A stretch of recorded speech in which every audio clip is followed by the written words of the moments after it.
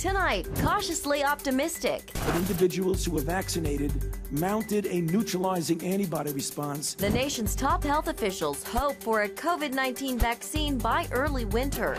This as the U.S. hits 4.5 million cases with over 150,000 dead.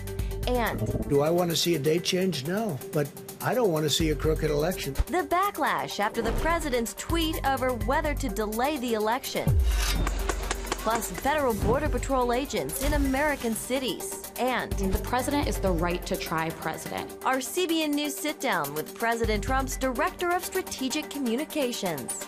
All this and more tonight on Faith Nation.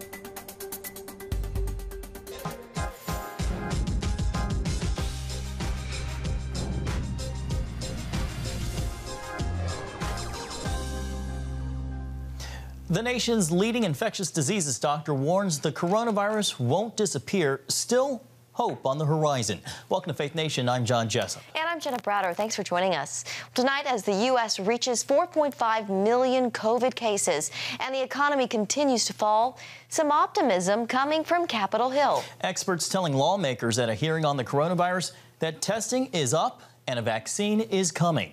CBN News national security correspondent Eric Phillips is here now. Eric, who all did we hear from today? Well, John and Jenna, we heard from the country's top 3 experts, including infectious disease expert Dr. Anthony Fauci. He said that he is cautiously optimistic that we will see a COVID vaccine by the end of this year or beginning of next year. And most importantly, he said it will be done safely.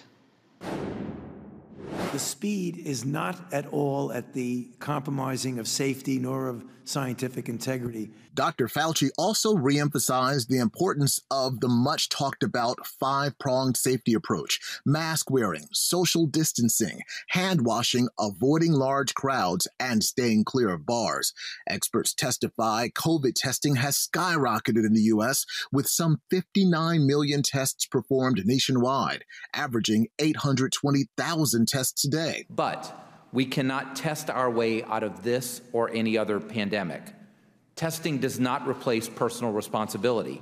A negative test does not mean that you won't be positive tomorrow. All of this as lawmakers and White House negotiators hit a wall, making no progress on a coronavirus aid bill that would extend federal unemployment benefits to millions of Americans. Right now, at this day, at this moment, our focus is making sure that Americans who have lost their jobs get their paychecks. It's why, as you heard the Chief of Staff say, we've made 4 proposals. Democrats have made precisely 0. What are the Republicans proposing? Cutting the benefit to America's working families. Put $200 on the floor yesterday. $200 from $600.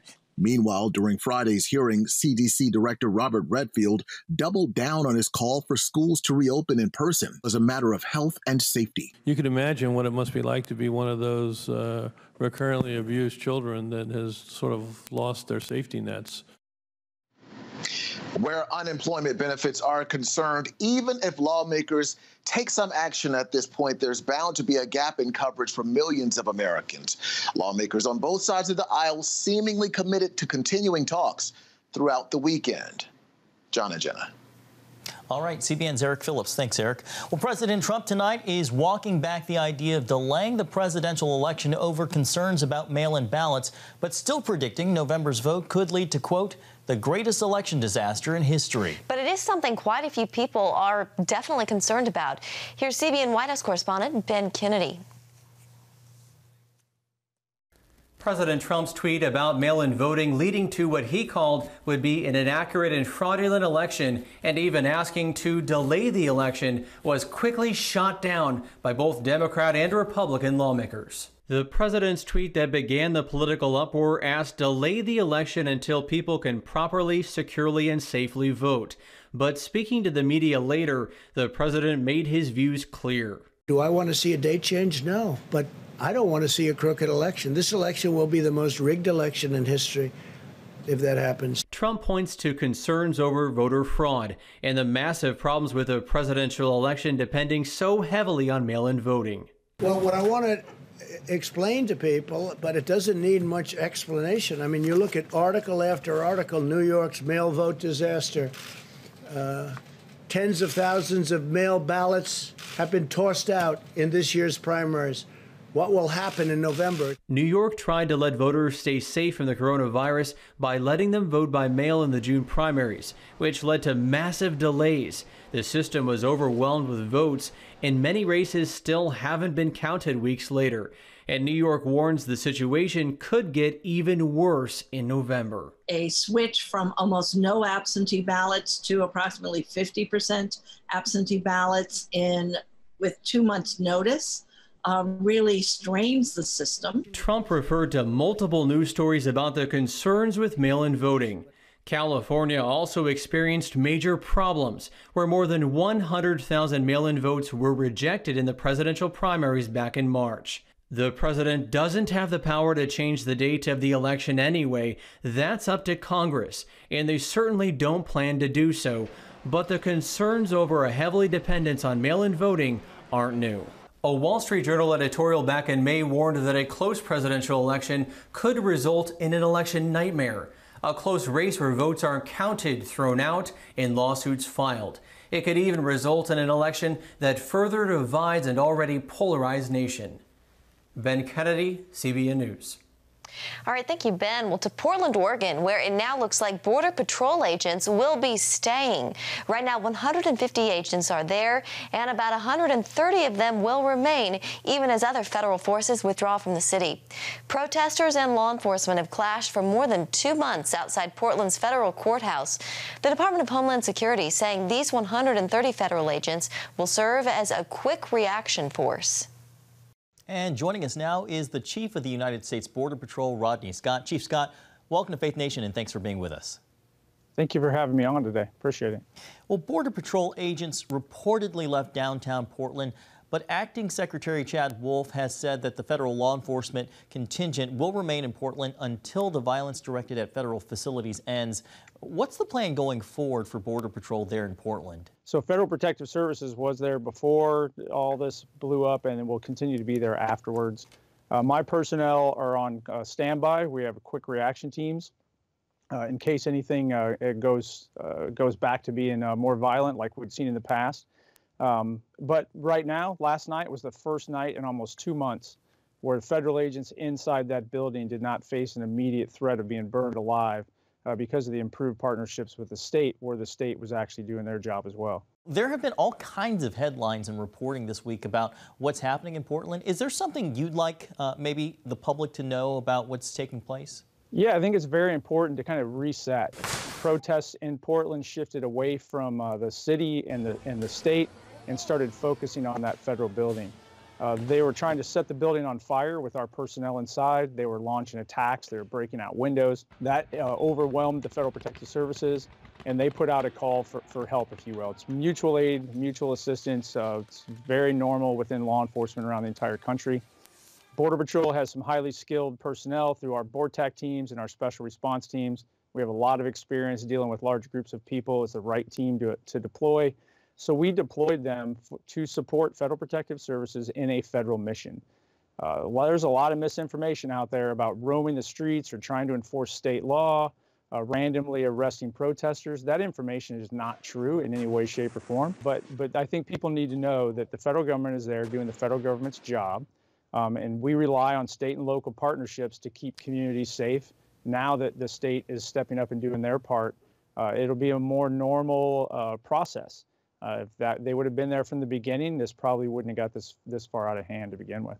A lot of Americans have been shocked to see Border Patrol agents in an American city engaged in violent clashes with protesters. Why was Border Patrol chosen for this mission? It surprises me that a lot of people would be surprised at that. We deployed to Katrina, for example. We deployed to the riots. Border Patrol agents were called upon after 9/11 to serve as U.S. air marshals. This concept of mutual aid, different law enforcement agencies helping each other out, is a common practice across the entire U.S. It allows us to be properly equipped and ready to deploy to these threats without having to overstaff. Michael Chertoff, former Homeland Security Secretary under President Bush, this week said that DHS critics are, quote, rightly worried that its law enforcement agents might be increasingly deployed by the president to score political points. Do you at all share that concern?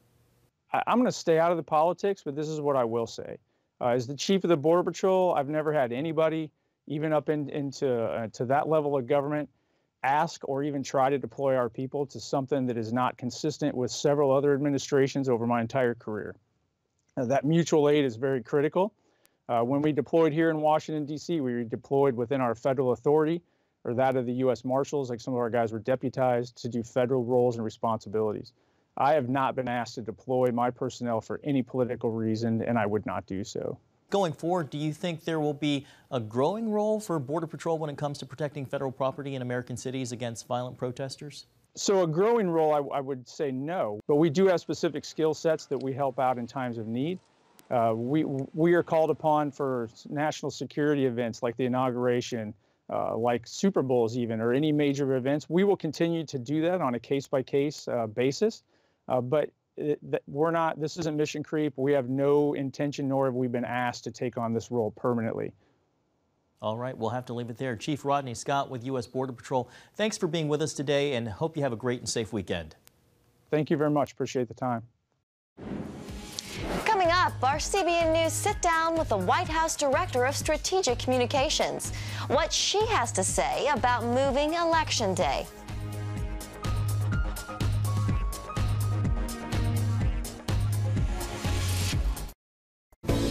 Come home to the sounds of Southern Gospel from CBN Radio. You'll enjoy a rich Southern blend of bluegrass, classic gospel, and Southern gospel favorites like the Gaithers, the Crab Family, and bluegrass sounds like Mountain Faith. So make yourself at home with the all-new CBN Southern Gospel, now available at cbnradio.com.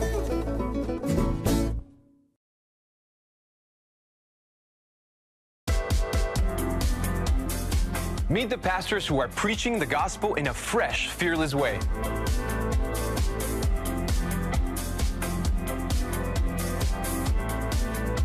I'm Roberto Torres-Cedillo. Join me each week for Next Gen Voices.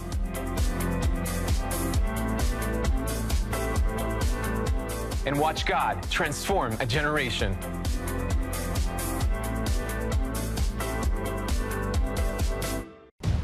Prophecy thousands of years old. We were called to be a light to the world. Being fulfilled today. Discover how. Get to life. Call 1-800-700-7000. We consider it our duty to reach out and help others around the world. For a gift of $10 or more, you can own the acclaimed CBN documentary To Life. Just call 1-800-700-7000 or log on to cbn.com. To treat a human, no matter what he is, which religions he has, which color he is. This is what I'm doing. See how the people of Israel are fulfilling prophecy. History is being written, and I want to be a part of it. By sharing their knowledge. In Africa, in Asia, in South America, in East Europe. And their love. This is how we work. This is us. Get to life. Call 1-800-700-7000 or log on to cbn.com.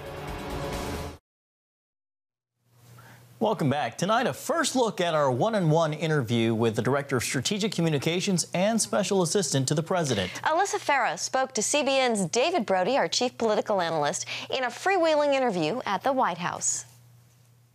Alyssa Farah, good to see you. Good to see you, David. Thank you for having me. COVID-19. Look, if you hear the media talk about COVID-19, they like to say that this president has blood on his hands and all of that. What is the reaction to when this administration hears that type of talk from the media? Well, first off, it's a tragedy that our nation is united in, that we've lost 150,000 Americans. This weighs heavier on no one's heart than the president's. I'm in with him in meetings daily when he's getting updates, he's getting data reports, he's deploying PPE, he's sending support to states, and it's just, he doesn't let the noise bother him. It's hard for those who care about him and those around him. He's focused on leading, though, and what our government has been able to do to respond to this unprecedented crisis is truly amazing. One thing I would tell your viewers that I think is important to know is just how far we've come since March and April at the height of this virus. Yes, cases are still rising, but we have therapeutics. We have PPE. We have hospital capacity. We've actually got some exciting announcements coming on further therapeutics soon, and we're racing toward a vaccine. And that is all thank you to President Trump's leadership. So you think that media narrative is pretty much bogus? It is. Listen, the media plays an important role in public health and in getting information to the American people. What's not helpful is when they're weighing in and not giving all the facts, not properly contextualizing it, and really politicizing what's a tragedy we all really need to be united in together. Hydroxychloroquine, I'm glad I pronounced it correctly. There are a lot of folks that say, hey, the president was right all along. What's the feeling inside the White House about hydroxychloroquine? Well, I would start by saying the president is the right to try president. He passed historic legislation that helped terminally ill patients try medications that are still in the trial phase, anything to try to save their lives. So that's the mindset he approaches this virus with as well. We've always said, while talking about hydroxychloroquine, you should only take it in consultation with your medical professional, so with a doctor. Let me move on to news of the day a little bit. There was a tweet from the president this morning, on Thursday morning, where he talked about, and he put a lot of question marks after it, but should the election be delayed? We've already heard Senator Mitch McConnell and Ted Cruz coming out and say, no, we're not going to delay the election. What was the thinking behind that tweet? Yeah, so the president was raising awareness about the issues with mass mail-in voting. So he's been raising alarms about this for a while. When you have states send out mass ballots to voters to turn in at any time, they're ripe for fraud. So an example we would point to is a New York congressional district had their election result, or their election was weeks ago, but the results have yet to be called 3 weeks later because of mass mail-in voting, some fraud related to, and just not being able to account for the ballots. So the point he's making is, if we go to this model and we do this across the board, how can we even be sure that the election results are going to come on election day? The economy, some tough numbers today in that second quarter. What does that portend for the future potentially? Because last time I checked, the third quarter comes after the second quarter, and oh, by the way, that could be right around October. Yes, so we were anticipating poor numbers for Q2, just to be honest. If you think about it, April and May, the economy was artificially shut down to deal with coronavirus. So millions of businesses weren't operating, money wasn't circulating in the economy. We started some phases of reopening in June. So we anticipated, actually our projections showed it would be worse than the 32% it ended up being. But we do think, GDP growth is a bit of a lagging indicator. We expect that Q3 is going to be significantly better. Speaking of a president and the economy, he's also, as he says, the president of law and order. And of course, what we've seen in Portland for 63 straight nights has just been, it's been hard to watch. What's the view of this White House when you see Democrats like Jerry Nadler and others at the bar hearing the other day, and others who are saying, they're calling these folks protesters, sometimes peaceful protesters, and we're seeing the images are the exact opposite. Oh, it's the exact opposite, and we've been getting footage. The Department of Homeland Security has been doing an incredible job trying to maintain the peace in the streets of Portland, when frankly the governor and local police enforcement have not stepped up to the job. And what you see is organized agitators. You see anarchists trying to burn down a federal courthouse. Men and women across this country aren't going to stand for that. We've heard tremendous feedback on this issue. It's one that just really resonates with the American people, because if we're not going to defend, our federal buildings, what's next? Is it my neighborhood next? All right, thank you, David. COVID-19, a discussion about an election day delay, and much more after the break with our Faith Nation political panel.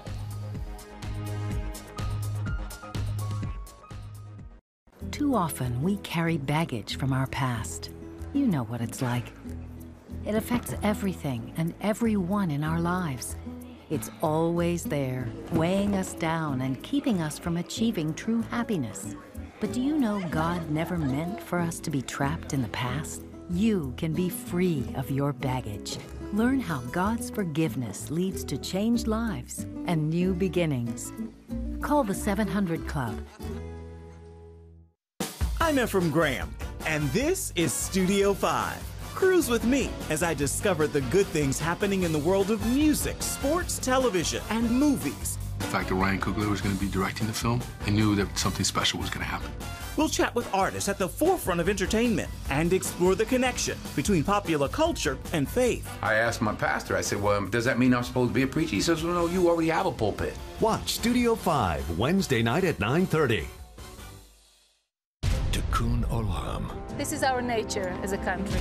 To make the world a better place. Literally, we felt the earth shaking. The Christian Broadcasting Network presents To Life, how Israeli volunteers are changing the world. This film needs to be seen by everyone. I was in tears. Now you can own the inspiring documentary To Life on DVD. There is blood on our hands if we know and we walk away. I'm so grateful that this film was made. To Life can be yours for a gift of $10 or more.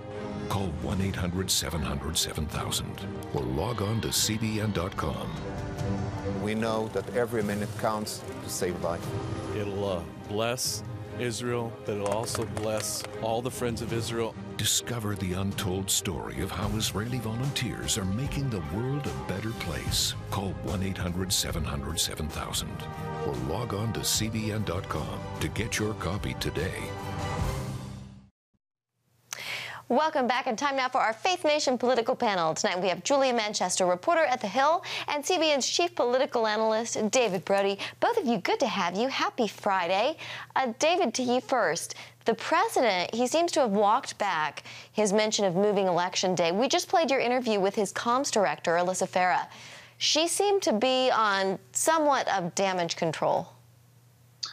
No, I don't know about damage control. I mean, look, here's what President Trump does, right? He's not a politician, and yes, words matter, but what does he do at the end of a tweet? He has to raise a question, a lot of question marks at the end of should the election be moved. And this is what Trump does. Like it or not, here's a word for you. He's a muckraker, and he likes to kind of throw it around, and, you know, it's a big old carnival. Here's the issue. You're commander-in-chief, and people take your words seriously, so it's set off a convulsion around Washington and around the country. Bottom line is, I know a lot of people say he's walking it back. Look, he was really never serious to begin with. Anybody thinks he was, you know, it's just not true. Julia, your take. Right, it definitely set off quite a few alarm bells around Washington. But, you know, it's going to be interesting to see how this plays into the discourse between President Trump and former Vice President Biden. You know, Vice President Biden did predict earlier this year, just a couple of months ago, that President Trump would eventually float this idea. But I think what essentially President Trump was trying to do in this discussion is he's trying to push this message forward of going against vote by mail procedures. And given that we are in the middle of the coronavirus pandemic, you are definitely seeing a lot more people voting by mail. Now, according to some Republican calculations, you know, that might not bode well for President Trump. But you're also hearing a lot of experts say that, you know, speculate that maybe President Trump floated this because he's nervous he won't win the election at this point. We don't really know, you know, exactly what the reasoning was, but that's what we've been hearing. Julia, meanwhile, gridlock here in Washington translates into uncertainty for millions of jobless Americans as the federal boost in unemployment insurance officially expires today, not to mention the end of the renters and mortgage moratoriums. Where do things stand now? Well, we're seeing a complete deadlock on Capitol Hill right now with those benefits set to expire. And you're seeing gridlock not only between Republicans and Democrats, but also between Republicans. You're seeing the Trump administration with their own take, Mitch McConnell with his own take. And then you have, you know, other Republicans such as Rand Paul, the Libertarian senator from Kentucky, with another take. So you're definitely seeing quite a bit of divide right now, but this is obviously coming as coronavirus cases are soaring in certain parts of the country and as the economy is not doing so well. We've seen that recent indicators point to the fact that the economy is not growing in leaps and bounds. Yeah, this next question to both of you. Vice President Biden is expected to reveal his running mate here any day now. Currently, he is leading in most polls. Meanwhile, the Trump campaign has stopped running ads in key battleground states, citing a review of messaging strategy. Julia, to you first, and then David. What are your thoughts? Right. So in terms of Vice President Biden's running mate, we are hearing a number of names, whether it's Kamala Harris, Elizabeth Warren, Keisha Lance Bottoms from Atlanta, Val Demings from here in Orlando. So a number of names, and it'll be interesting to see who he picks, because that will definitely communicate his message of either reuniting parts of the Democratic Party, the progressives and the centrists, or maybe even going to appeal to African-American voters. In terms of President Trump, he is definitely looking to reevaluate. All right, we are out of time. David, you're going to have to save your thoughts until next week. David, Julia, thank you so much, and happy Friday. Up next, a week of new appearances for the NBA and CBN's newest family member.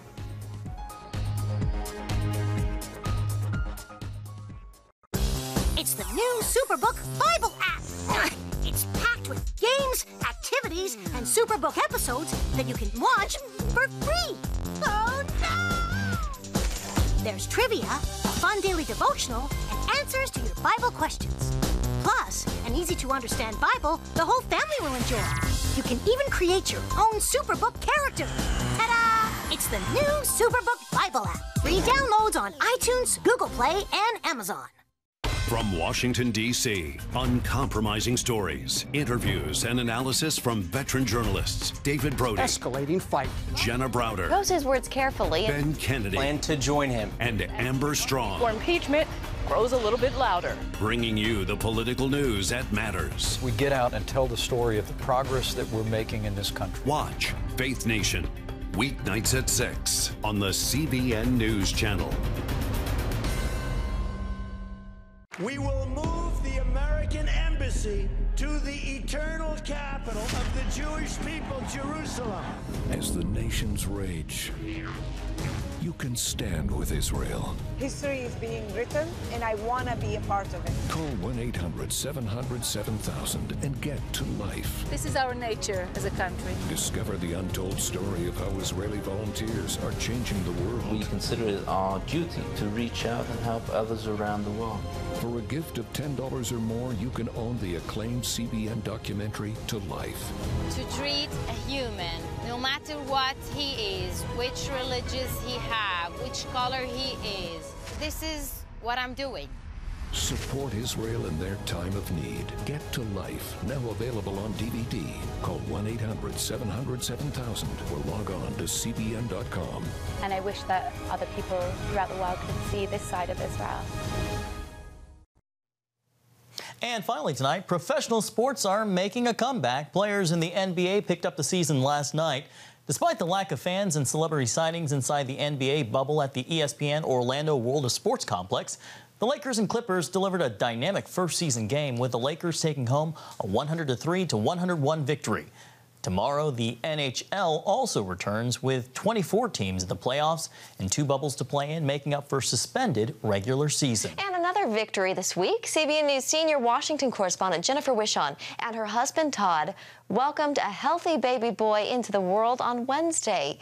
Baby Jackson Todd and Mom are both healthy and going home soon to introduce baby Jack to his big brother, Grant. Congratulations to the whole family. We are so excited to welcome the newest family member to CBN. Jenna, it's a season of babies here at CBN News. It is. Abigail Robertson, Jennifer, it's an exciting season here. And Caitlin. Well, that's going to do it for tonight's Faith Nation. Have a great evening.